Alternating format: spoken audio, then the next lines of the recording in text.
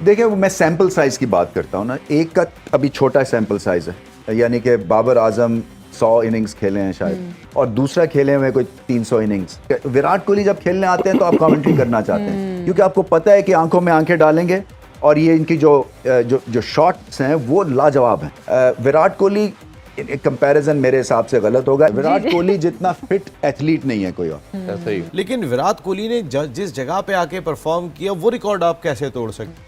और उन्होंने Indian cricket को यहाँ से यहाँ ले गए हैं because of his attitude and body language. और बिल्कुल जिस तरह से हम कोशिश करते हैं ना कि ये क्रिकेट इस लिहाज से खेली जानी चाहिए, वो उस पैमाने पे पूरा उतरते हैं। तो वो 100% देते हैं, वो आंखों में आंखें डाल के बात करते हैं ऑपोजिशन से। वो जितनी बड़ी ऑपोजिशन उतनी बड़ी परफॉर्मेंस देते हैं। ऑस्ट्रेलिया से पंगा लेते हैं, इंग्लैंड से पंगा लेते हैं, पाकिस्तान से नहीं लेते, क्योंकि कल्चरली हम एक जैसे हैं, रिस्पेक्ट करते हैं। जी बिल्कुल। तो ये भी पता है उनको कि उनकी बाउंड्री लाइन क्या है।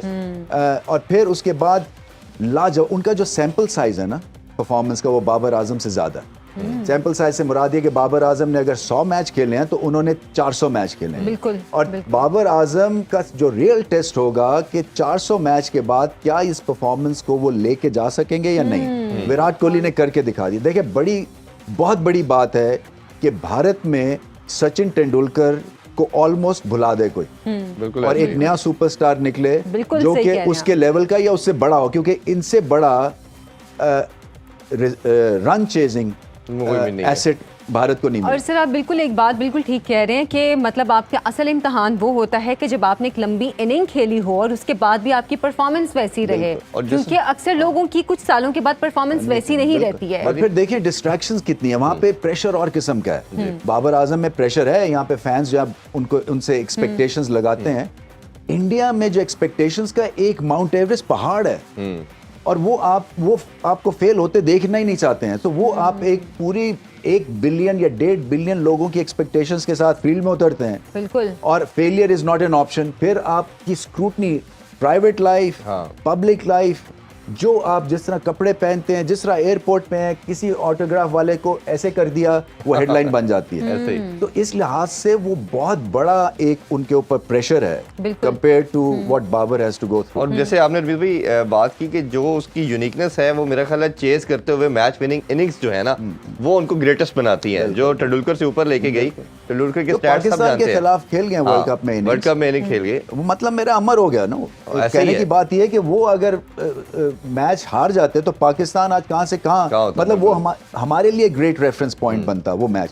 मगर विराट कोहली ने भारत के लिए वो ग्रेट रेफरेंस पॉइंट बनाया कि किसी भी सिचुएशन में मैं मैच जितवा सकता हूं और भारत मैच जीत सकता है। और मेरा ख्याल है कि 300 चेस करने वाली उनकी बेतहाशा इनिंग्स है, जो दुनिया में किसी बैटर की नहीं है, कि जिस तरह उन्होंने एक डेकेड के अंदर अपना नाम बनाया। और सिर्फ पाकिस्तान नहीं, ऑस्ट्रेलिया की बात कर लें, फुल शॉट अच्छी खेलता है, ऑन ऑफ से। हमारी सोसाइटी का भी ये मसला है कि हम हर किसी को एक दूसरे से कंपैरिजन करते हैं, लेकिन जो इस तरह के लेजेंड्स होते हैं, मतलब अगर विराट कोहली की बात करें तो वो लिविंग लेजेंड ही है, जिस तरह की उन्होंने मैच इनिंग्स खेली हैं या जिस तरह की उनकी सीरीज चली हैं। बिल्कुल। ये हम सोच नहीं सकते थे कि गेंद ऐसे आ रहा है 150 की स्पीड पर, आप उसको उल्टी शॉट मार के कीपर के ऊपर से छक्का मार, ये मतलब इम्पॉसिबल एंगल्स हैं।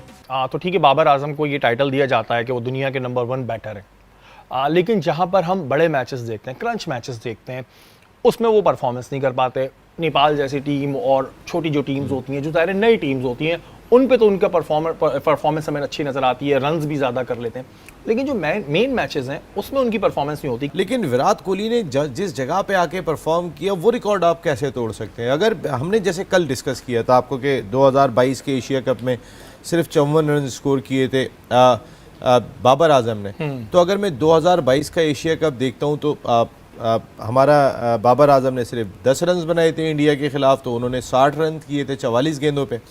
बाबर आजम के कुल रन जो है वो 5 मैचों में 54 थे, जबकि विराट कोहली ने अगर हम देखें तो 276 रन एशिया कप 2022 में स्कोर कर दिए थे। कहाँ 54, कहाँ टूर्नामेंट की मैं बात कर रहा हूँ, इवेंट की बात कर रहा हूँ मैं, और पाकिस्तान के खिलाफ मैच की बात कर रहा हूँ। देन अगर वर्ल्ड T20 2022 की बात कर लेते हैं, बाबर आजम 0 पे आउट हुए इंडिया के खिलाफ, और वहाँ पे जो है वो वर्ल्ड कप में जो 82 रन 53 गेंदों पे की, उसे आज भी T20 की टॉप इनिंग करार देते हैं जो पाकिस्तान के खिलाफ उन्होंने खेली थी। और एक नामुमकिन को मुमकिन बना दिया था उन्होंने, ये विराट कोहली ने किया था और उस मैच में हमारे बाबर 0 पे आउट हुए थे।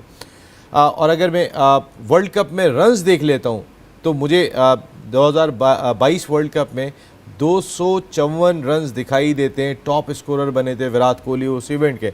और मैं अगर बाबर को देख लेता हूँ तो वर्ल्ड कप में उनके 120 आधे भी रन नहीं थे 6 मैचों के अंदर, तो इतना बड़ा फ़र्क आपको दिखाई दे रहा है मेन मैचेस में। और फिर अगर इस एशिया कप की बात कर लें, बाबर आजम ने इस एशिया कप में 207 रन बनाए, कोहली ने अब तक 129 रन बनाए, लेकिन जो क्रूशल मैच था, जो मेन मैच था, उसके अंदर कोहली ने 129 में से पाकिस्तान के ख़िलाफ़ जो मेन मैच था उसमें 122 रन स्कोर किए।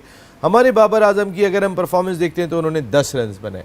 तो कहने का मकसद है बाबर साहब आपके 151 रन अगेंस्ट नेपाल वो कोई वैल्यू नहीं रखते हैं। आप अगर कंपैरिजन करें, देखें जी विराट कोहली से मुकाबला किया जाता है, बाबर आजम का स्टाइलिश दोनों है, खूबसूरत दोनों है, लेकिन यहाँ से और यहाँ से मुझे कोहली ज़्यादा तगड़े लगते हैं तो जो मेन मैचेस में परफॉर्म करते हैं। तो क्या हमारे यहाँ जो रैंकिंग देते हैं वो सिर्फ नंबर ही देख के देते हैं कि जी इतने रन ज़्यादा हैं तो हैं, कि ये कोई चीज़ इंपॉर्टेंट नहीं रखती कि बनाए किसके खिलाफ है। अगर आप इंडिया पाकिस्तान की मैच की बात करें, अगर उसमें बाबर सेंचुरी मारते तो हम उन्हें कहते हैं कि बाबर यहाँ है, उसमें आप स्कोर नहीं कर पा रहे। नेपाल जैसी टीम में तो अगर आपको किसी नए प्लेयर को चांस देना चाहिए था, जैसे कि इंडिया ने कल के मैच में दिया, तो ये तो फिर वही बात हो गई कि सिर्फ नंबरिंग का गेम चल रहा है कि जी बस नंबर्स बढ़ाते जाओ, रन्स बढ़ाते जाओ और स्कोर चाहे फिर मैच चाहे कहीं भी जाए। ये बड़ा प्लेयर वो है जो बड़े ओकेजन पे परफॉर्म, बिल्कुल ये चीज इंपॉर्टेंट है। कहने का मकसद है कि उन्होंने ये जरूर बताया कि हम मारते हुए आउट हो गए लेकिन वो लड़ते हुए दिखाई दिए। असली चीज जो होती है वो यही होती है कि आपकी फाइट कितनी है। हम 357 के जवाब में 128 पे आउट हो रहे हैं और 2 खिलाड़ी हमारे आए नहीं, उन्होंने कहा कि हमने आने बेहतर करने में हमारा कितना रोल होता अगर वो 25-30 रन आके वो दोनों ऐड कर देते, क्योंकि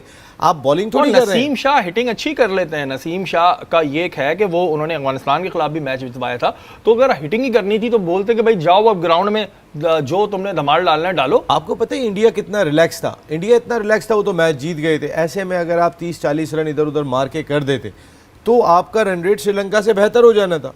आप तो फॉर ग्रांटेड लिए हुए हर चीज़ को, हम तो नंबर 1 टीम है, हमारी नंबर 1 बॉलिंग लाइनअप है, हमारी तो जो है वो ऐसे कॉम्पैक्ट बैटिंग लाइनअप है। भाई कॉम्पैक्ट बैटिंग लाइनअप मैंने आपके सामने रख दी कि जिस पे हम सबसे ज़्यादा बैंक करते हैं वो मेन टूर्नामेंट में सिवाय जो दुबई इमारात में वर्ल्ड T20 हुआ था उसमें, और रिजवान ने 10 दिलाई थी, उस वक्त हमें 160 रन करने थे।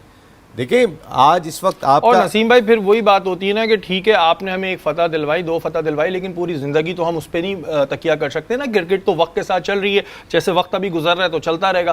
तो आपकी परफॉर्मेंस की बड़ी ज़रूरत होती है, आपकी अपनी परफॉर्मेंस पे भी बहुत सवाल उठ रहे हैं। तो उन्होंने बोला कि हमारी टीम तो 50 ओवर की है ही नहीं ना, इस एशिया कप में आपके सामने हमने पूरे 50 ओवर खेले ना, हमारी बॉलिंग ने पूरे 50 ओवर करने की बात की है, तो हम तो 50 ओवर्स की क्रिकेट वाले प्लेयर ही नहीं है समझ लें। उन्होंने इस तरह से बात की। तो आप देखें हम T20 क्रिकेट फॉर्मेट में हम परफॉर्म कर रहे हैं। हमने हर प्लेयर का आप जिसको उठा के देखें, बहुत कम प्लेयर हैं जिन्होंने वनडे में अपना नाम बनाया। मेजॉरिटी जो टीम खेल रही है वो T20 के फॉर्मेट पे खेल रही है। अब जमान खान खेला आपके सामने T20 फॉर्मेट से, ठीक है, हारिस को खिलाया आपने T20 फॉर्मेट से। तो ये चीज़ें हैं और हमें देखना चाहिए कि हम जिस फॉर्मेट के लिए जा रहे हैं हमें उस फॉर्मेट का प्लेयर चाहिए। सबसे मेन चीज़ मैं बार बार यही कहता हूँ कि देखें रिप्लेसमेंट्स बननी चाहिए, रिप्लेसमेंट्स होनी चाहिए। जब प्लेयर को आप अगर जो लड़का परफॉर्म नहीं कर रहा तो अगर उसका आप रिप्लेस करेंगे तो उसको फील होगा कि यार मुझे परफॉर्म करना है, मुझे वापस टीम में आना है। अगर हम पाकिस्तान के पिछले 6 महीने की जीत देखें, जो उन्होंने ज़्यादातर 6 महीने में मैचेस जीते हैं, वो मैंने ये देखा है कि काफ़ी जो इतनी ज़्यादा मजबूत टीम्स नहीं थी उनके खिलाफ उन्होंने अच्छी परफॉर्मेंस का मुजाहिरा किया अपने मुल्क में। अदरवाइज बड़ी टीम्स के सामने नहीं। अब वर्ल्ड कप में तो आपका सामना पूरी दुनिया की टीमों से होगा, उसमें ऑस्ट्रेलिया है, न्यूजीलैंड है और दूसरी टीम्स है, उधर फिर कहाँ देख रहे हैं? अभी भी 6 महीने में जो टीमें आई हुई हैं आप देखें, ऑस्ट्रेलिया आई, उसमें भी 5 प्लेयर मेन प्लेयर थे, बाकी 8-9 प्लेयर जो थे उनके वो नए प्लेयर थे। उसके अलावा न्यूजीलैंड आई, वो उसमें भी 4 प्लेयर उनके एक्सपीरियंस प्लेयर थे, बाकी 11 प्लेयर उनके जो थे वो नए प्लेयर थे। तो हर टीम वो तो अपने नए बच्चों को तैयार कर रहे हैं बेच और आप देखें जैसे अब इंडिया के मैच में भी कल के मैच में भी जो हुआ है इंडिया वाले मैच में, उसमें भी उन्होंने अपने प्लेयरों को रेस्ट दिया है और जो नहीं खेल रहे थे उनको मौका दिया कि यार चलें हम अपने प्लेयरों को रेस्ट देके जो नए प्लेयर्स हमारे साथ आए उनको तो देखें हम वो कहाँ स्टैंड करें। तो ये हर टीम का एक सिनेरियो होता है, हर कप्तान को ये चीज़ पता होनी चाहिए। और बाबर की कप्तानी जैसे आप कह रहे हैं कि शोएब भाई ने कल भी कही ये बात कि बाबर की कप्तानी अब सवालिया निशान खड़ा कर रही है, क्योंकि ना उसको पिच रीड करनी आ रही है, ना ही उसको बॉलिंग के हिसाब से कुछ मैनेज करना आ रहा है कि मैं क्या करूँ।